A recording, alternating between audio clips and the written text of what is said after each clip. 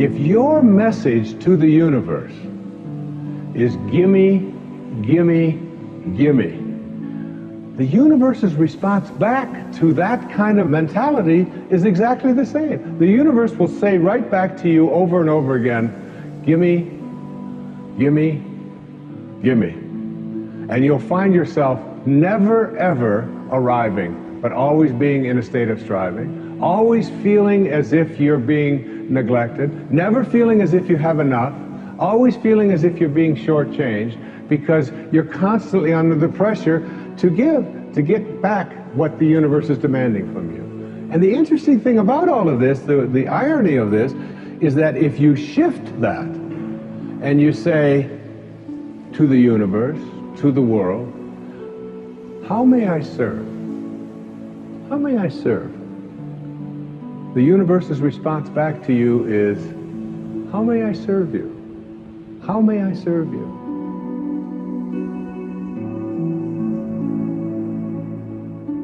And it's true of everything, and it's when you think about all the things that we enjoy and what our life is like, it took people who had a mind that wasn't closed to allow us to make the progress that we've made. Progress is impossible if you always do things the way you've always done things.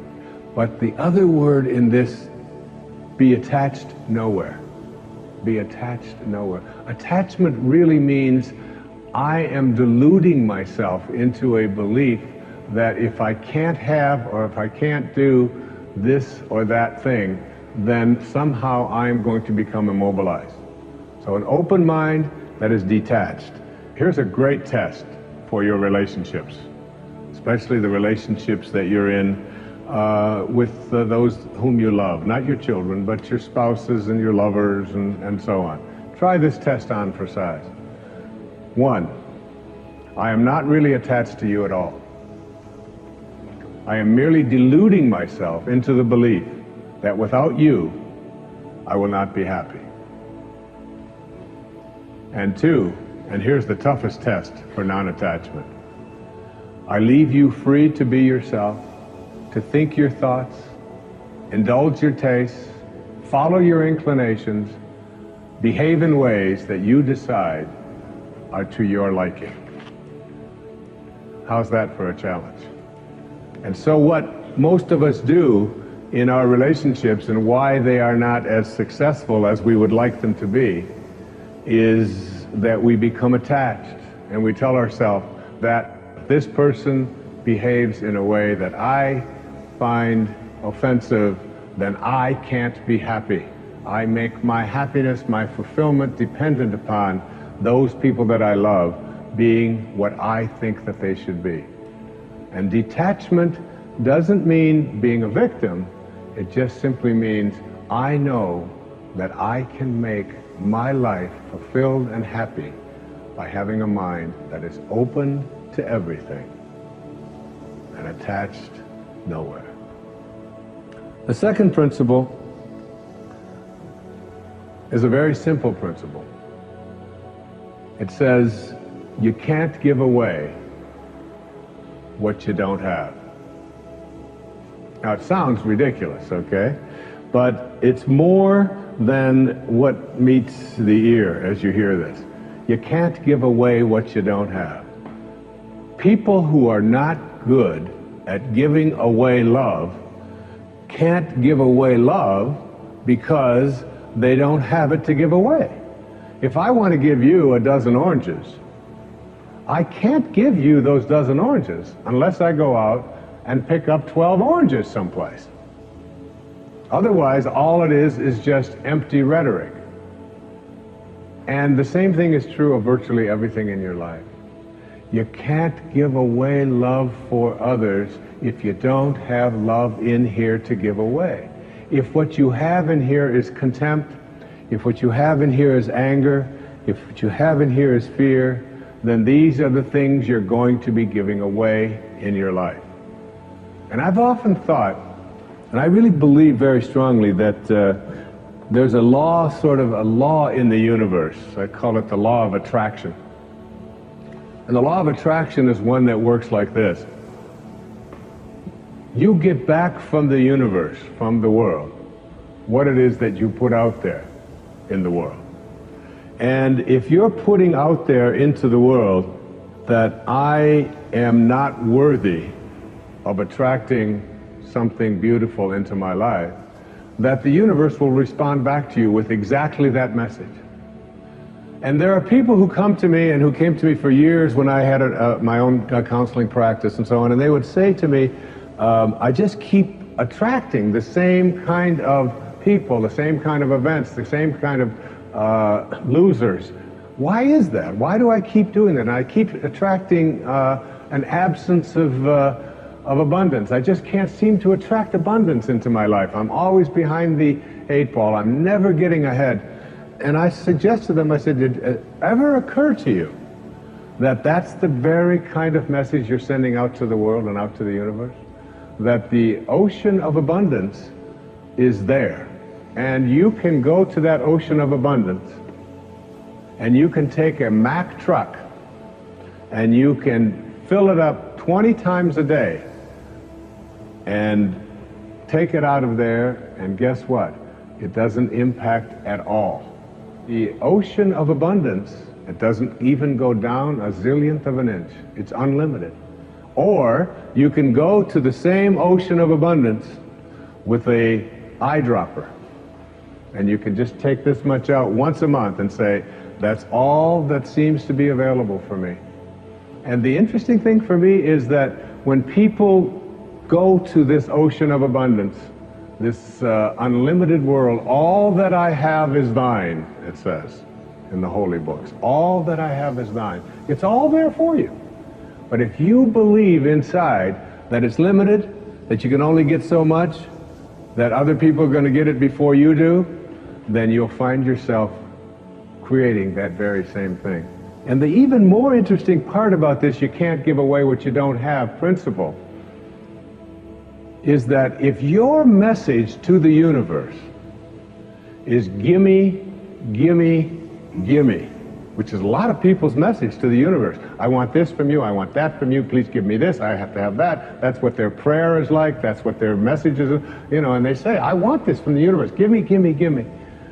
The universe's response back to that kind of a mentality is exactly the same. The universe will say right back to you over and over again, gimme, gimme, gimme. And you'll find yourself never ever arriving, but always being in a state of striving, always feeling as if you're being neglected, never feeling as if you have enough, always feeling as if you're being shortchanged, because you're constantly under the pressure to give, to get back what the universe is demanding from you. And the interesting thing about all of this, the irony of this, is that if you shift that and you say to the universe, to the world, how may I serve? How may I serve? The universe's response back to you is, how may I serve you? How may I serve you? And it's very intriguing. When you take your energy and your attention off of what you are demanding from the world, and instead saying, what can I give to the world? And once I shifted that energy off of what can I have into what can I give, it seemed to me that the universe responded back with the very same message. What can I give to you? And the most incredible and wonderful and beautiful abundance has flowed into my life in every way that I can possibly think of. You can't give away what you don't have. So take a look at an inventory of what you do have. How much do you love yourself? How much kindness do you have in you? How much peace do you have in you? How much joy do you have in you? And if you're able to give that away as many times as you can in a given day, watch and see how much more of that continues to show up and come back in your life. Okay? The third principle is one of my very favorites. It's called, there are no justified resentments. Now, this is a very difficult principle for many people to get, but one that I believe very strongly in. I was in a group one time of drug addicts and alcoholics. And I was one of the people that was a sponsor and leading this group. And the sign on the wall said, "There are no justified resentments in this group." And what I said to that group that night was, no matter what anybody says to you here, no matter what kind of anger comes directed towards you, no matter how much hate you may encounter showing up in your life, there are no justified resentments. Meaning that if you carry around resentment inside of you about anything or about anyone, and I'm talking about the person that you lent money to and hasn't paid you back, I'm talking about the person in your life that you feel was abusive in your life, I'm talking about the person who walked out on you and left you for somebody else, I'm talking about all of the things that you have justified in your heart and in your life that you have the right to be resentful about. And I'm suggesting to you that those resentments will always end up harming you and creating in you a sense of despair. I've often said that no one ever dies from a snake bite. The snake bite will never kill you. You cannot be unbitten. Once you're bitten, you're bitten. But it's the venom that continues to pour through your system after the bite that will end up destroying you. So now you have to take a look at all of the resentments that you may have in your life, and I'd like to suggest to you, you must send blame out of your life for any conditions of your life. Blame has to go. All right? Now, blame means if you're sitting there with a disease, you say without guilt, it's mine, I take responsibility for it. This means that if you have been through any tough circumstances in your life, this means if you have a minimal amount of financial security in your life, this means if your children don't get along with you, this means that if your neighbors are taking up a petition to get you out of the neighborhood, whatever it might be that's going on in your life, you name it, and everybody across this great country and across this world has a series of these things that you're willing to say, I am here because of the choices that I have made right now. I'm willing to say that. Even though it's difficult, and we know it's really not your fault. We know really there's a lot of people out there who are really bad, all right? But you're willing to say no blame. That's the first level, all right? That's where you understand no justified resentment. And this $32,000 question comes to this. It came to me from a quotation that I used in the writing of A Spiritual Solution to Every Problem. I read a book that was written a couple of thousand years ago by Patanjali, the Yoga Sutras, the aphorisms of Patanjali. And one of those aphorisms, observations that this brilliant man made almost 2,000 years ago, was this.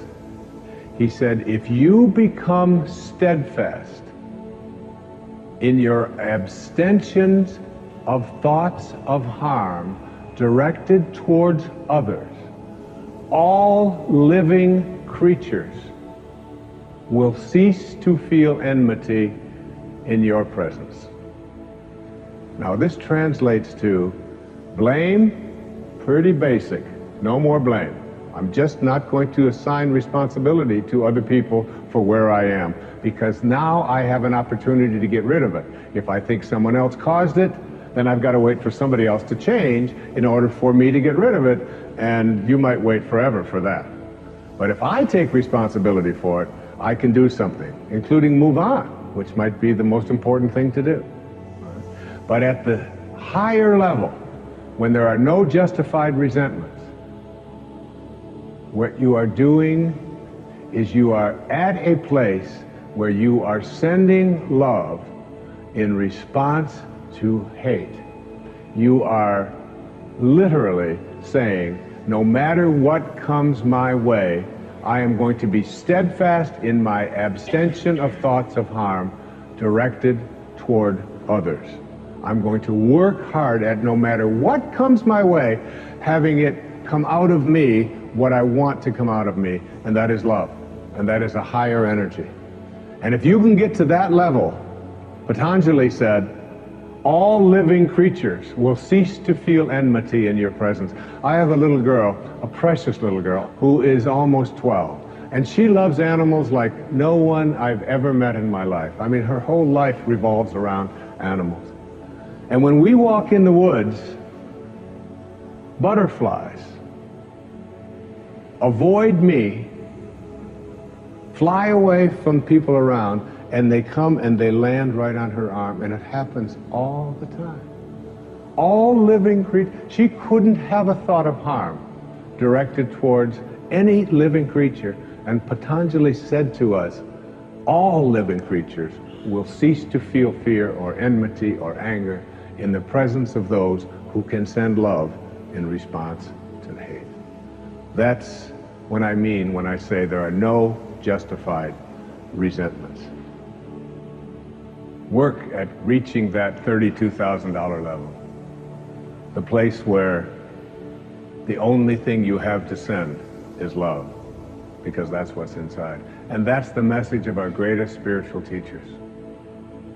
That's all they ever had to give away. The next principle I call don't die with your music still in you. And who better to quote than Thoreau right here in Concord when he talked about some of us hear a different drummer and we must march to the music that we hear. All of you have some music playing, and all of you have a heroic mission. There's no accidents in this universe. We all show up here with a purpose. There's an intelligence that is a part of everything and everyone, and all of us are connected to it. And too many of us are afraid to listen to that music and march to it. You out there, I know you have a book you wanted to write. I know there's a composition you wanted to compose. I know there's a song you want to sing someplace. Or maybe you want to open up an ice cream shop on Cape Cod. Who knows what it may be? Maybe you just want to travel and see the world. Maybe you want to go into a relationship with someone, but you've been afraid to, but your heart says it's the right thing to do. All of us feel something. And in Leo Tolstoy's famous novel, The Death of Ivan Ilyich, he asks this question that would be terrifying to me. He says, what if my whole life has been wrong? I've known what my music is. It's playing right now. As I stand here in front of you with these cameras and in this place, and as I sit down and write my books and tell the world what I know are my truths, I feel always completely on purpose and fulfilled. And no time will I ever come to the end of my life and say, what if my whole life has been wrong? Whoever you are, whatever that music is, however distant it may sound, however strange, however weird others may interpret it to be, don't get to the end of your life and know that you're going to leave and not have it played yet. Don't die with your music still in you. It's the message of the greatest teachers who've ever walked among us. It's the message I give to you today as one of the principles for success and peace in your life. The next principle I call embracing silence. And embracing silence is not that I say this to you because it's so important to be quiet. But what I know most about getting quiet and getting peaceful is this. that there's only one power in the universe, and it doesn't matter what you call it. You can call it soul, spirit, consciousness, God. You can call it Louise. You can call it anything that you want. But as Alan Watts said, you can't get wet from the word water. It's not what we call something that gives it its substance. And this one power, this one force that flows through everything and allows everything to be, is indivisible. You can't cut it in half. You can't divide it. It's one. It's knowing the one. And everything in your life is almost always given a division. Male, female, young, old, tall, short, black, white, good, bad, up, down. These are all dichotomies. These are all these splits that we all have in our lives. The whole physical world that we live in and are immersed in, it's always immersed in this division. Because the physical world is made up of dichotomies. But we have to learn to fuse the dichotomies. And blending the one, that's what silence does for us. That's why embracing silence is so powerful. Because no matter how many times you cut silence in half, it's like zero. You still only get silence. In Zen, they say it's the space between the bars that holds the tiger. And it's the silence between the notes that makes the music. These words that are coming out of my mouth right now come out of the silence. And finding that silence and embracing it means that you go to the place within you that you cannot divide. Just like you can't divide the source, the one, the spirit. You can't divide that either. It's only one. So when you go into your silence and you begin to practice meditation and you begin to make this a part of your life and embrace silence, what you discover is this is where you'll come to know your source. You'll make conscious contact with your source. I can't tell you how many people that have come to me who have suffered from serious illnesses, who've been given diagnoses, who have gone out to the wilderness and have decided that I am going to commune with nature. And the transcendentalists, Thoreau and Emerson, they believed that nature was our source and that we were all products of nature. And if you can get back to your source, if you can get back to that feeling of being with spirit, that's where healing can take place. And I've had wonderful stories of people who've told me that it was when I began to embrace that silence that I began to feel more connected to my source. Embrace silence because it's a way to come to know God, to know your source. Both are indivisible, and the only experience you can have in your daily life that even comes close to a spiritual awakening is silence. The next principle I call giving up your personal history. You know, the nice thing about giving up your personal history is that if you don't have a story, you don't have to live up to it. All of us have these bags of manure that we carry around with us called our past, and the people who have done things to us and the events and the circumstances, all of this stuff that we use and we bond to. And we bond ourselves to these wounds of our past and we identify ourselves on the basis of these wounds. And every once in a while we set it down and we reach in there and we smear it all over ourselves. And then we wonder, why does my life smell so bad? I don't understand this. What you do is you pick up your past and you embrace it.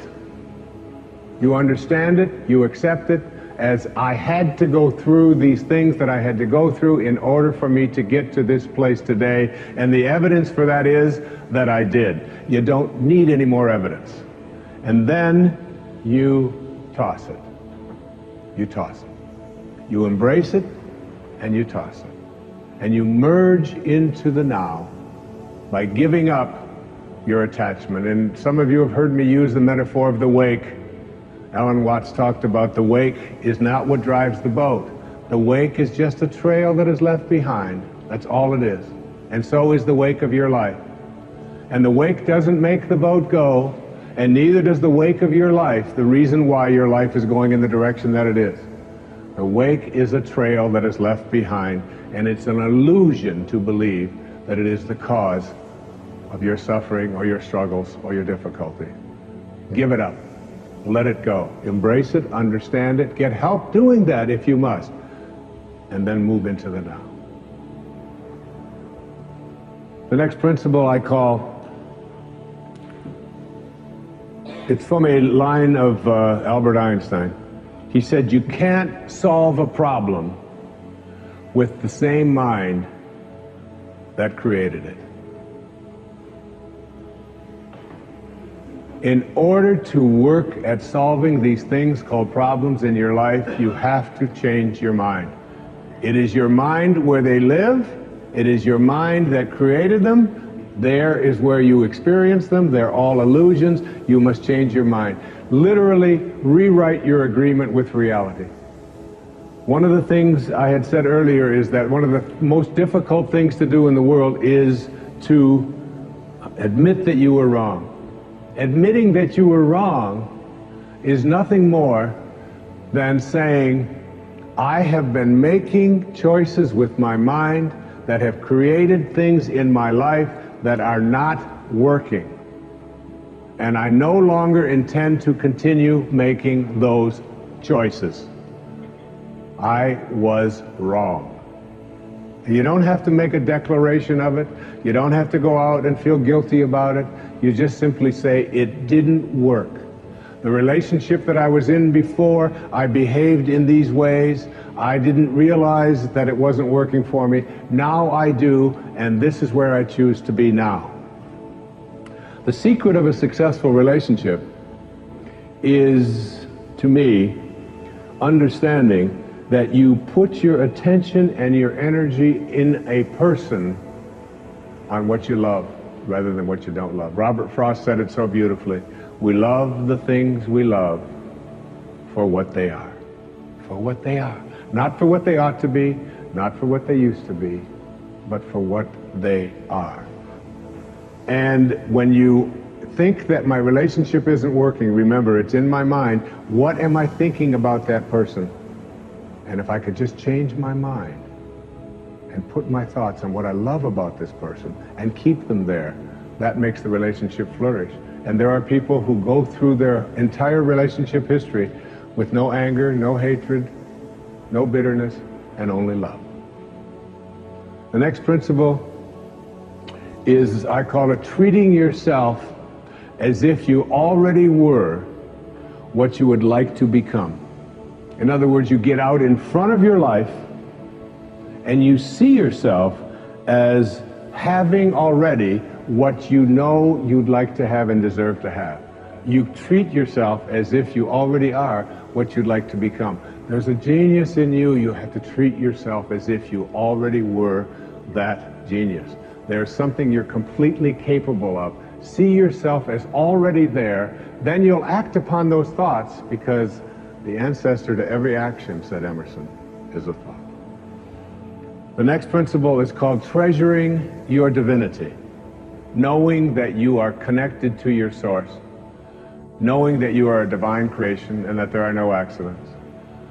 He said a man should learn to detect and watch that gleam of light which flashes across his mind from within, more than the luster of the firmament of bards and sages. Yet he dismisses without notice his own thought, because it's his own. In every work of genius, we recognize our own rejected thoughts. They come back to us with a certain alienated majesty. We often reject our thoughts, and we see the things that we think of as grand and as genius, and we reject them because they're our own. Treasuring our divinity instead of being terrified of it. Knowing that I am always connected to my source. There is no way that I cannot, because it is in you, and I am in you, and you are in me, and you can never be separated from it. There is no place that this source is not. It grows everybody's fingernails. It beats everybody's hearts. It digests everybody's foods. It opens all the flowers, and you're always connected to it. And finally, the last principle I call wisdom is avoiding all thoughts which weaken you. You know, every thought has an energy, just like everything else in the universe. And if you have a thought of shame, it will weaken your muscles. And what is your heart but a muscle? If you raise a child to believe in shame and feel ashamed of themselves, every time they think that shameful thought, they will be weakened. And if you have a thought of fear, and if you have a thought of stress, and you have a thought of anguish and anxiety, all of these thoughts and many more are the thoughts that will always weaken you. When you are having a thought that you know is disempowering you, shift it. Shift it to one that is empowering rather than disempowering. And the thoughts that empower are thoughts of neutrality and willingness and love, and ultimately thoughts of divinity.